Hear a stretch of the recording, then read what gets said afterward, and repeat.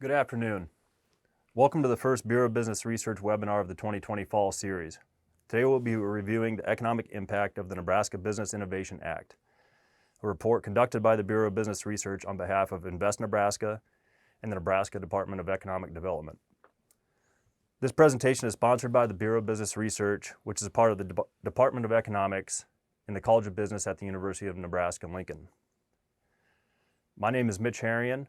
I serve as Project Director at the Bureau of Business Research. I am joined today by Dan Hoffman, CEO of Invest Nebraska. Eric Thompson, the Director of the Bureau of Business Research here at UNL, was also a co-author of the report, but is not with us today. Before we begin today's presentation, I'd like to point out several features of the webinar. As you can see, we will be presenting our results via PowerPoint. One feature of the webinar today is a chat window where you can chat with other participants at any time. We also have a question and answer window where you can type in questions that you might have for Dan or I at any time today. Please note, you can type your question in at any time, but we will answer these questions at the end of the presentation after we've presented the results. Today we will proceed as follows. First, to provide a rationale for the study, and to contextualize the analysis, I will turn it over to Dan. He'll describe the Business Innovation Act and describe why we did this analysis. I will then cover the methods we used to collect data for the study, as well as present some of the results. Dan and I will provide some discussion throughout today's presentation. With that, I'll turn it over to Dan to begin today's presentation. Thanks, Mitch. Wanted to go ahead and kind of give just some background about the Nebraska Business Innovation Act and to take you way back to 1987, where Nebraska started its economic development progress through tax incentives. Tax incentives provided to businesses that would be recruited to Nebraska or businesses existing in Nebraska to help them expand their operations. And those tax incentives, traditional economic development, lasted until about 2010 and continue to this day.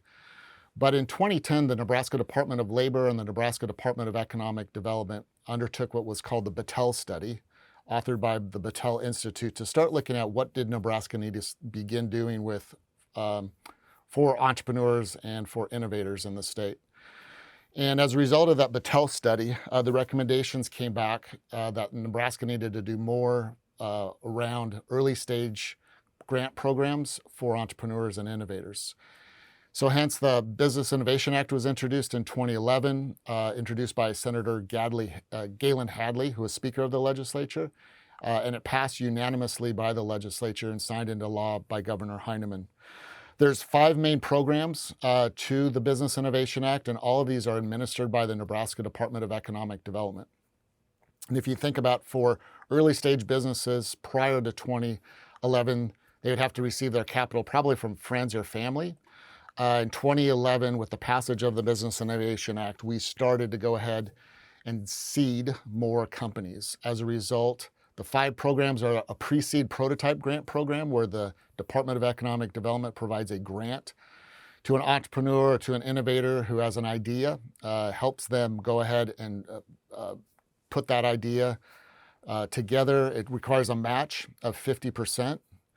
The second is matching grants for the federal SBIR program. So 11 federal agencies devote 3% of their budgets to research and development that goes back to private businesses, where those federal agencies have identified problems and are looking for private sector to come up with some solutions. So for companies that received SBIR grants from the federal government, Nebraska matched those grants up to $100,000. And then we have the Academic Research and Development program. So for companies wanting to work with a university researcher, there's a phase 1 grant up to $100,000, has to be matched 1-to-1, and a phase 2 that is up to $400,000 and has to be matched by the company as well. The fourth is the Seed Commercialization Program, which is where Invest Nebraska partners with the Department of Economic Development, where we provide an investment into those businesses, either as equity or convertible debt, up to $250,000, and we have to be matched by private investors, and we oftentimes lead those deals. And then the last program is the Microenterprise Loan and Technical Assistance Program. That's really focused more on Main Street type of businesses that are looking in their local area or their local region to bring in revenue. One of the things the report identified also was, while we are going to show some data, what's a third-party source to say how has Nebraska been doing compared to other states? And so this is from CB Insights. So in 2011, when Battelle came up with their report, they recognized that Nebraska was ranking last in the nation for attraction of venture capital into Nebraska businesses. And so you see from this report here from 2011 to 2019 that Nebraska has slowly over time started to seed companies. And as those companies have continued to grow, they've attracted more capital to the companies. I might note that this is as of 2019, the 2020 data, which was not in the report since this was issued in December, showed that Nebraska ranked 29th in the nation at 16 deals for $185 million. And Innosphere Ventures, which is a science and technology incubator out in Colorado, did a report on Nebraska for the first 6 months of this year and found that Nebraska, we had attracted $138 million for 15 deals. And so we're probably on track for 2021 to have the most ever venture capital coming into Nebraska. The purpose of the 2020 report was to build upon the results of the 2014, 2016, and 2018 economic impact studies. These were also conducted by the Bureau of Business Research. A similar methodology was used that I'll explain here in a minute. The 2018 report demonstrated that participating businesses have raised additional capital beyond awards received through BIA programs. They've hired workers and have begun to generate revenue. Just as an example, we found that businesses had added 630 new jobs at the time of the 2018 study for wages of $32.6 million. The economic impact analysis that was conducted as part of that report showed a total economic impact of $284 million, 1,436 new jobs added, $77.1 million in wages, and $6.5 million in state and local tax revenue. You'll see here in a minute, the 2020 report shows that these numbers have only increased since that 2018 report. So how did we collect data for this and previous studies? The primary data collection vehicle was a survey.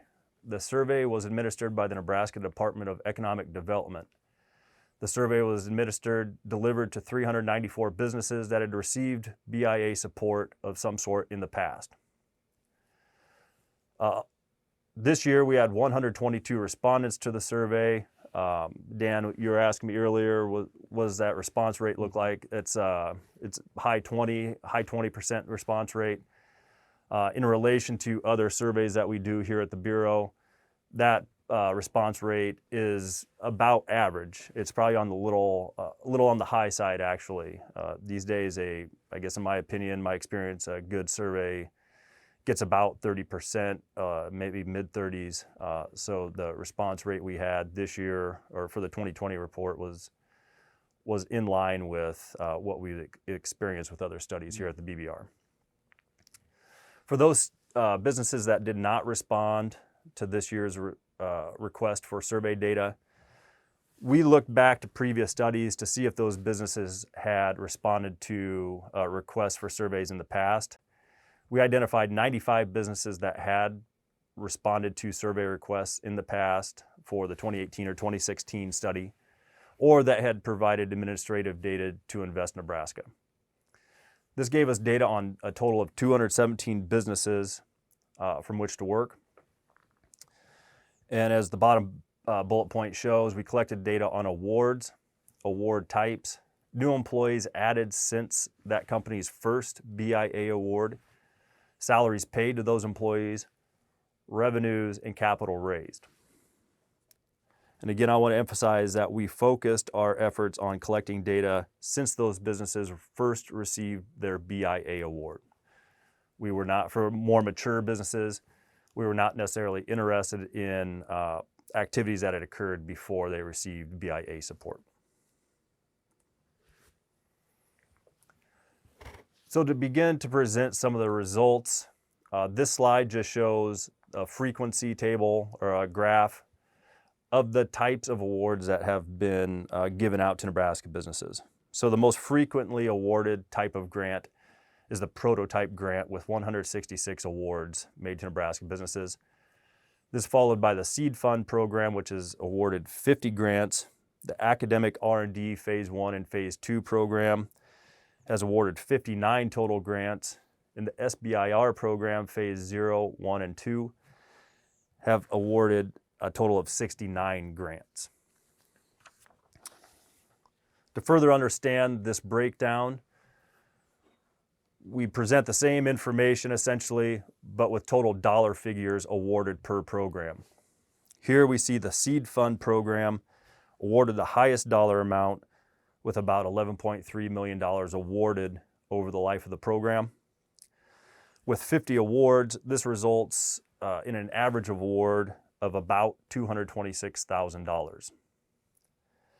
The prototype program has awarded about $8.1 million.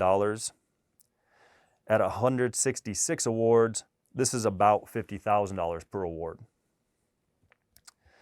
The Academic R&D Phase 2 program has awarded about $3.7 million, and here we see an average award of about $266,000 per award.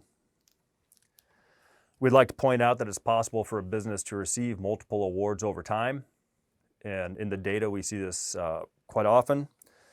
An example of this might be a business that is interested in submitting a response to an SBIR request for proposals from the federal government. That business might seek and receive an SBIR Phase 0 grant from the Department of Economic Development to help them write that grant proposal. Once they write the SBIR grant proposal, that company may receive the award from the federal government. In that case, that business may apply for and receive a matching grant from the Nebraska Department of Economic Development. Further down the line, that business might also receive a Phase 2 award and also receive matching funds from the state government. So there are many other ways that a business might receive more than one grant over time. We also wanted to understand how awards were given by industry. So working with the Nebraska Department of Economic Development, businesses were classified into 5 different categories, 5 different industries. Businesses could be classified as software as a service, as working in the agricultural sector, as working in bioscience, as being a manufacturing business, or a broad catch-all category called other. You can see software as a service. Businesses falling into that category received 120 awards, followed by agricultural businesses and bioscience businesses. Again, looking at this by dollar amounts awarded by industry, we see software as a service. Businesses in that category received about $9.6 million. Bioscience businesses received about $8.6 million. And agricultural businesses about $6 million. We see manufacturing businesses receiving about $2.7 million, which is relatively low compared to some of those other categories. And Dan, maybe you can help our attendees understand a little bit more about why this might be. Yeah, so going back to that Battelle study in 2010, it identified manufacturing, obviously, as Nebraska's second largest industry.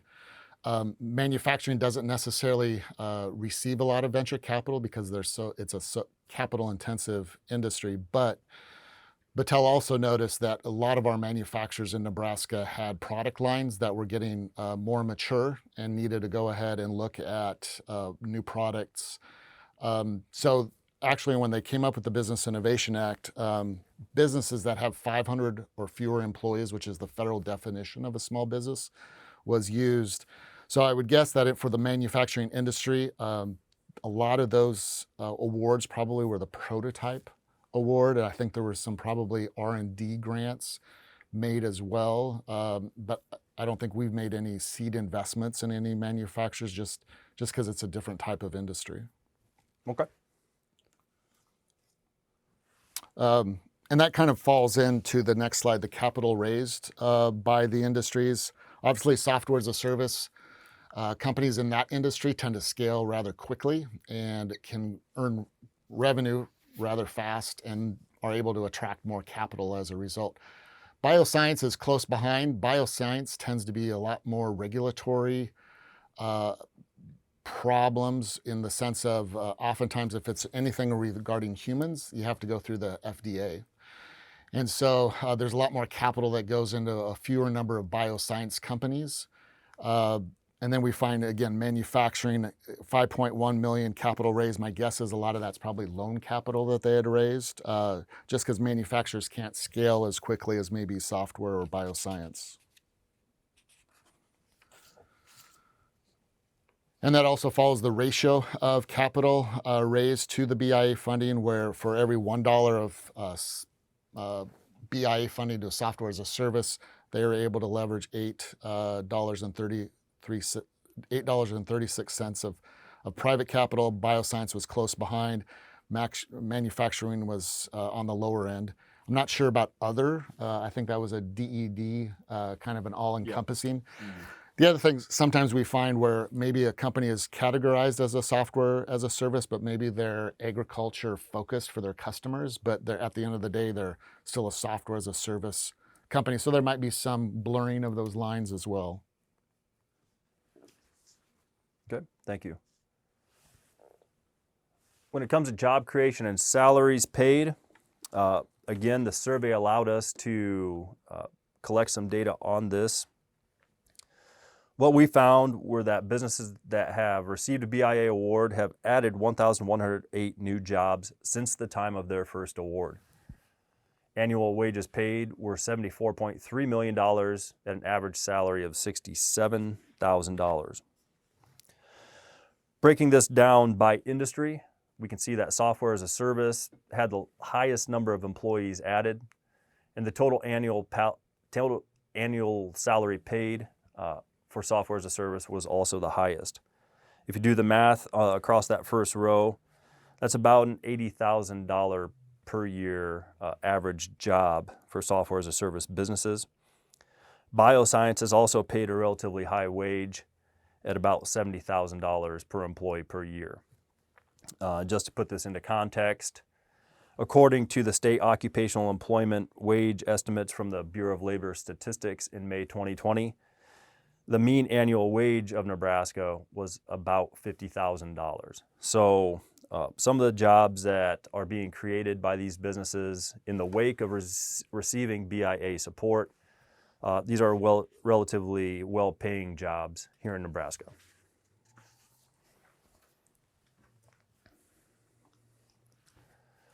We also examined revenue generated since time of award.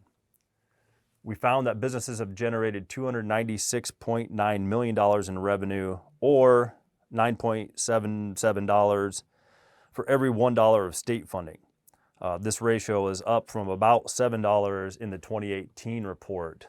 And again, we see some discrepancies here between manufacturing, software as a service, and some of the other industries. And Dan, maybe you can help our viewers better understand why. Yeah, I mean, again, software as a service, it's fairly straightforward. If a company goes ahead and creates a software solution, they can take it right to the market and start earning revenue, compared to maybe a bioscience company, again, where they have to go through a regulatory process and they aren't able to earn revenue immediately. On agriculture, probably a little bit of the same thing, and it depends. For agriculture companies, especially if farmers and producers are their end clients, that does take a little bit longer to get to market. But again, there might be some blurring of the lines through some of these, depending on how they're categorized. Not surprising on software as a service, though, not too surprising on bioscience either from the data. Okay, thank you.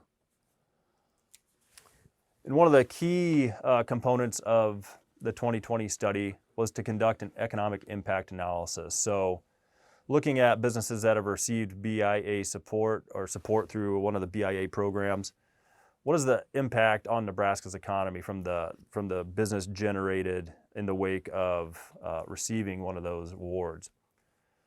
To conduct this analysis, we used InPlan, which is an industry standard software. I'm sure many of our viewers are familiar with that software, or at least studies that have utilized that software. It's commonly used. So taking all the numbers we obtained from our survey and administrative data and plugging those into InPlan, we get some results related to direct and indirect and induced effects.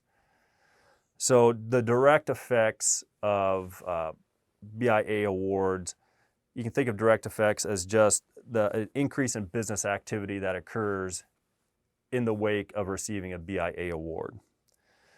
Indirect effects can be thought of as those economic impacts that occur as a business receiving a BIA award seeks out services and goods from other Nebraska businesses. It could be legal services, it could be accounting services, it could be purchasing goods for their business. Induced effects, those occur as employees of those businesses go out and spend their paychecks on goods and services in their everyday life. So combining all these dollars, estimated dollars together, we see a total economic impact of $517 million in Nebraska, $139.9 million in estimated employee compensation, and an estimate of 2,343 new jobs created here in Nebraska. We also see that there's $7.4 million in taxes paid and $11.7 million in state and local taxes paid as a result of this business activity.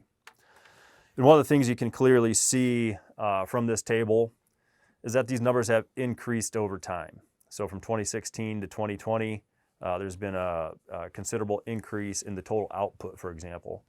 And Dan, perhaps you can again explain to our viewers why we might be seeing these increases over time.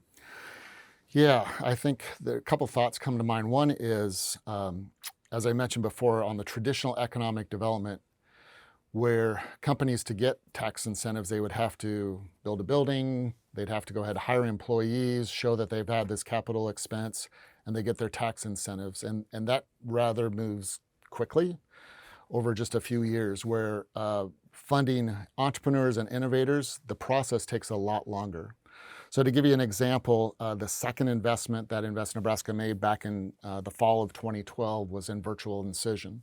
And Virtual Incision, some of you might be aware, is a company that came out of technology from the University of Nebraska Medical Center and the University of Nebraska-Lincoln, but it has to do with robotic surgery inside the body. So we participated in their, I think it was their Series A, into their Series A round at that time. Since that time, they've raised about $52 million, and they're up to about 30 employees on Nebraska Innovation Campus. But they've gone through not only iterations of their robot, but they've had to go through a regulatory process. And it was announced last month that they did their first human trial at Bryan Health Center here in Lincoln. And they plan to go ahead and do more across the country for the remainder of the fourth quarter. They have never earned any revenue. They probably never will. But if you think about all of the processes they've had to go through to get to where they are, and I mentioned those 30 employees are all mechanical engineers, either masters or bachelors, software engineers. So there aren't a lot of jobs associated with that, but there's a lot of IP around what they're doing. And so they've created a moat around their intellectual properties, so that they are the only company in the world that would have the ability to do a robotic surgery inside the abdomen. And so a lot of dollars, not a lot of jobs, but a lot of economic impact if you think about spending all of those dollars and attorneys, not that attorneys cost a lot, but all the IP protection that has gone into what they've done. And so getting to where they are this year in 2011 or 2021 compared to where they were in 2012, it's taken a long period of time. And I think as time goes, next year when we do another economic impact analysis, we're only going to see going forward that as the companies started out and receive a grant, hopefully the prototype grant, and as they start to grow, they start to scale up. And some of them scale rather quickly, and some of them take a little bit longer time. I might add too, when we started this in 2014, and you had asked earlier, the only other state that we've identified that has done something similar is in the state of Ohio, Jumpstart Inc., which is a venture development organization in northeastern Ohio, similar to Invest Nebraska. They've been administering programs much longer, and those programs have existed much longer in Ohio. But in 2018, we approached the legislature and said, hey, instead of putting a sunset on this, why don't we think about continuing on a 2-year study on the economic impact of the Business Innovation Act? And so in 2020, with this report, it was presented by the Department of Economic Development to the Appropriations Committee to say, here's the data on the Business Innovation Act. And as I mentioned, back in 2011, it was appropriated at $7 million. As we know, there's been recessions in that 10-year period, and so the budget was reduced down to $5.7 million. But starting July 1st of this year, the legislature, with their last session, realized the impact this program was having. And if you think about $5.7 million of state appropriation, and it's generating $11.7 million of state and local taxes, so it's a program that's actually more than paying for itself. The Appropriations Committee doubled down on the Business Innovation Act and increased that appropriation from $5.7 to $13.7 million for this current year. So now there's more funding for these programs and for entrepreneurs in Nebraska. Thanks, Dan. Okay, and that concludes the bulk of what we wanted to present today. So just to recap, so over time, we've seen that the Nebraska Innovation Act programs have provided considerable support to Nebraska small businesses. Businesses have been able to leverage BIA dollars to further support job creation and to raise additional capital. Some businesses have begun to generate high levels of revenue in relation to those dollars received through BIA programs. And the economic impact analysis shows that the program is having an impact on Nebraska's economy, not just economic activity, but also in terms of jobs and salaries paid.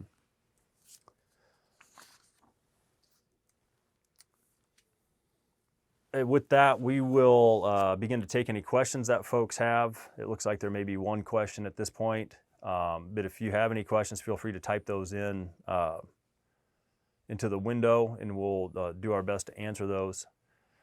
In the meantime, here's a list of upcoming BBR webinars that folks might be interested in. Just give us a minute. We have to try to read this question since we're older. So Nebraska has not excelled at attracting venture capital from other states. How has it performed as a source of venture capital that landed in other states? I would kind of disagree with that. I think Nebraska has attracted a fair amount of venture capital. And we know that based on our investments. So we know what companies are starting to attract that venture capital. There's a company here in Lincoln that's probably going to announce, but they'll get another $30 million of venture capital.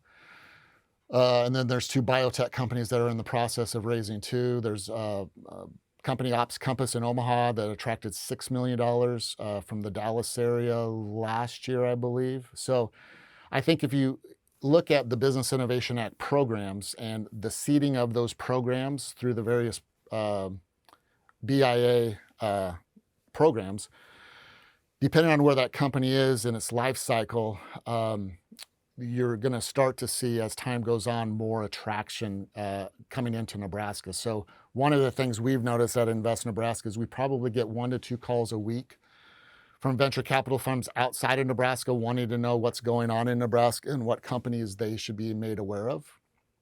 And so when we have companies going out raising specifically their Series A and Series B rounds, we make sure that we make some of those connections as well. I would say compared to other states, specifically that one graph that shows the bar graph, we kind of go back and forth with Iowa and Kansas. And so in the years where Nebraska's lower compared to Iowa, Kansas, you go to the next year and we tend to be higher than Iowa, Kansas. And I think some of that just depends on where the companies are in raising their amount of capital. But I think we're holding our own. CB Insights is one data source. The other is PitchBook. I mentioned about Innosphere's report that came out, saying that probably Nebraska is going to have an all-time record for venture capital in the state. So I think we're on the right track. But again, a lot of this just takes a lot of time, and it just doesn't happen overnight. And a lot of states have been at this for 20, 30 years. So.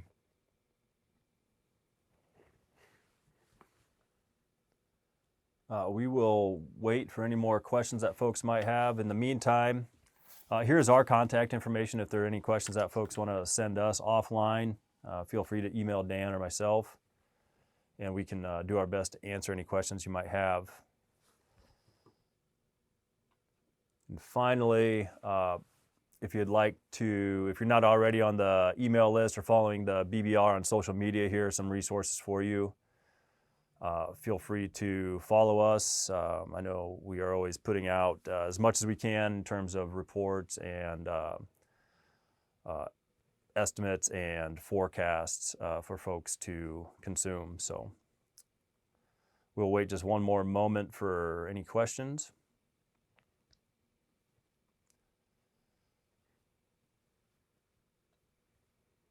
And not seeing any questions at this point, I think we'll just go ahead and conclude. Dan, I'd like to thank you for coming over and presenting with us today. And we always enjoy working on this report. It's always interesting from our perspective. From the BBR's perspective, we get insight onto what's happening in your world, in the entrepreneurial world, seeing what businesses are out there in Nebraska receiving state support and the interesting work that's going on. So we just like to thank you for continued partnership on all this work in this area. So. Yep. No, thank you. And I forgot to add, the Department of Economic Development has just taken a huge leadership role, specifically Joe Fox, Ben Kuspa, Nisha Avey, with regard to these programs. The only other thing that I can probably say with certainty is that 2 years from now when we do this, we won't be wearing masks, would be my guess. Hopefully. So, so we realized we did this 2 years ago. So look forward to 2 years from now and what that data looks like. Okay. So thank you guys. All right. Appreciate it. And with that, we will end today's webinar, and thanks for everyone for attending. Have a good day.